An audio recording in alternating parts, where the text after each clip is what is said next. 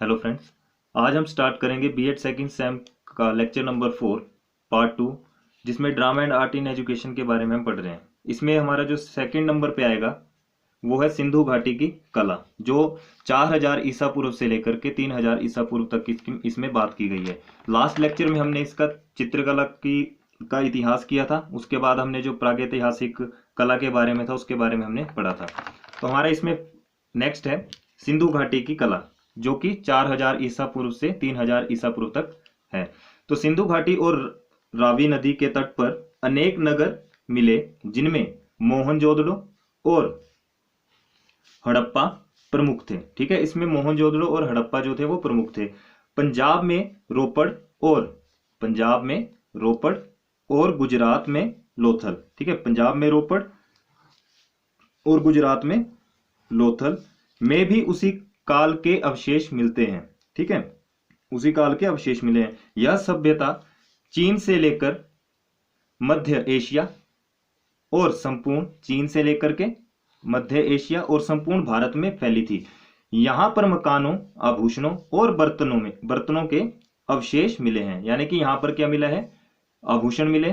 ठीक है, आभूषण मिले, बर्तन मिले, उनके अवशेष मिले और मतलब मकानों के अंदर अवशेष मिले हैं। बर्तन पक्की मिट्टी से बने हैं और जो बर्तन है वो पक्की मिट्टी से बनाए गए हैं। इसी कारण इसे ताराकोटा सभ्यता भी कहते हैं। इसे ताराकोटा सभ्यता भी कहा जाता है। ठीक है, यहाँ चित्रित मोहरें प्राप्त हुई हैं तथा खिलौनों और बर्तनों पर रंगीन चित्र प्राप्त हुए हैं। खिलौनों और बर्तनों पर भी क्या है?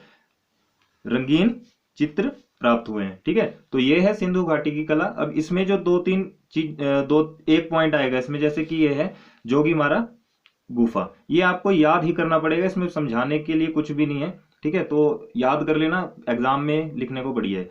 यह गुफा मध्य प्रदेश की सरगुजा, ठीक है, सरगुजा रियासत में स्थित है। इनमें की गई चित्रकारी अजंता और बौद्ध गुफाओं से पहले की है। ठीक है, फिर आगे है नर्मदा नदी के किनारे रामगढ़ की पहाड़ियों।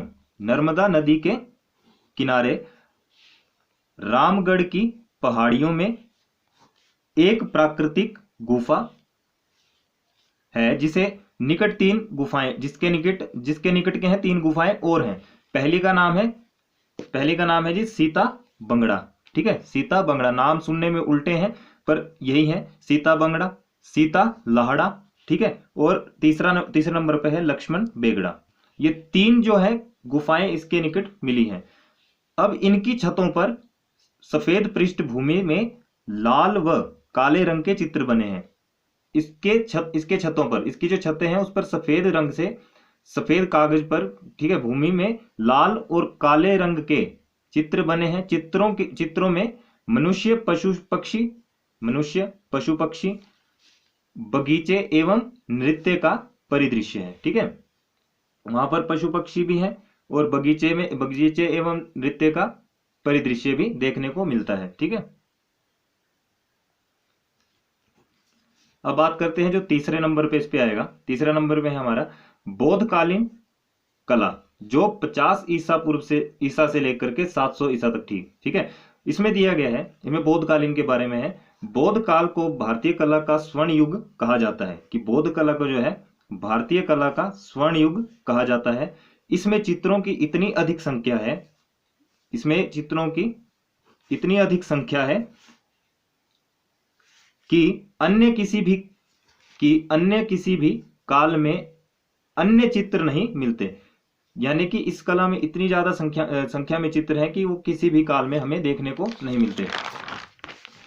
तो बौद्ध चित्र शैली के मुख्य 3 स्थल पाए जाते हैं। अब इसमें 3 मुख्य स्थल पाए जाएंगे जहां पर ये चित्र हमें प्राप्त हुए हैं।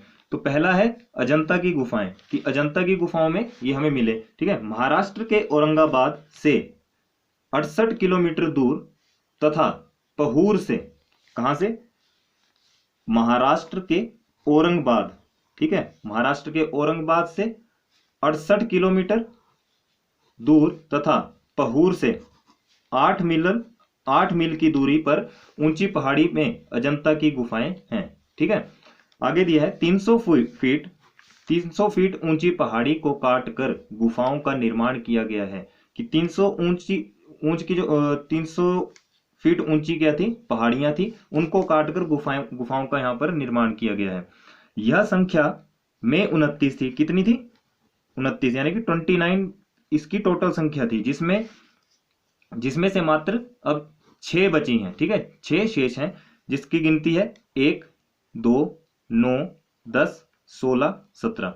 ठीक है, इनमें से 16 और 17 गुफा के चित्र अद्वितीय हैं। इनमें से 16 नंबर की और जो 17 नंबर की गुफा है उसमें क्या है, चित्र काफी अद्वितीय हैं और कलाकृति भी संपूर्णता के रूप में विश्व प्रसिद्ध है। और इसकी जो कलाकृति है वो संपूर्णता के रूप में मतलब पूरे देश में क्या है, प्रसिद्ध है। ठीक है, सभी गुफा चित्रों का मुख्य विषय भगवान बुद्ध को जीवन और भगवान बुद्ध के कार्य हैं। मतलब उसमें जो जितना भी बताया गया है वो भगवान बुद्ध के बारे में बताया गया है, उनके जीवन के बारे में, और भगवान बुद्ध के जितने भी उसमें कार्य रहे उसके बारे में इसमें बात की गई, जितनी भी यहाँ पर गुफाएं मिली।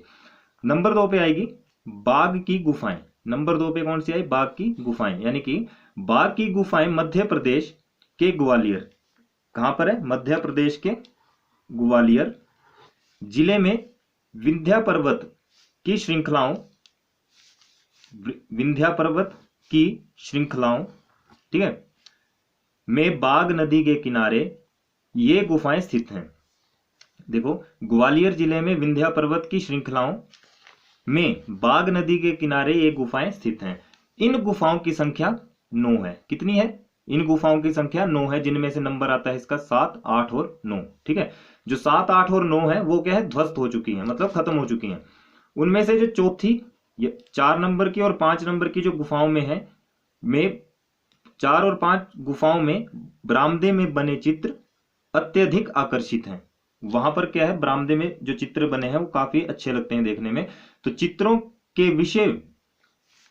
जो विषय हैं वो है मनुष्य गायन, ठीक है, नृत्य, हाथी व घोड़े पर सवार व्यक्ति, बुद्ध उपदेश करते हुए, बुद्ध क्या करते हैं वहां पर, उपदेश देते हुए दिखाई देंगे, तथा औरतें आदि हैं। ठीक है, तथा औरतें आदि हैं। चित्रों में पीला, नीला, लाल और विरोधी रंगों का प्रयोग किया गया है। इनमें क्या है कि नीला, लाल और विरोधी रंगों का भी प्रयोग किया गया है। ठीक है, प्रकृति और पशु चित्रण आकर्षक हैं। जो उसमें प्रकृति से रिलेटेड और पशु चित्रण जो है वो काफी आकर्षक देखने में लगता है। ठीक है, तीसरे नंबर पे आती है हमारी सिगिरिया की गुफाएं। ठीक है, नंबर 3 पे आएंगी सिगिरिया की गुफाएं। ये कहाँ है? श्रीलंका में सिगिरिया का चित्रण 2 विशाल गुफाओं में है। कितनी? 2 विशाल गुफाओं में है, जिनमें कुल 22 चित्र हैं। ठीक है, चित्रों का विषय केवल नारियां हैं। अब चित्रों का जो विषय है वो केवल नारियां बताया गया है। उसमें नारी चित्रण मनमोहक और भावपूर्ण है। नारी चित्रण जो है मनमोहक है और भावपूर्ण है। जैसे देवबालाएं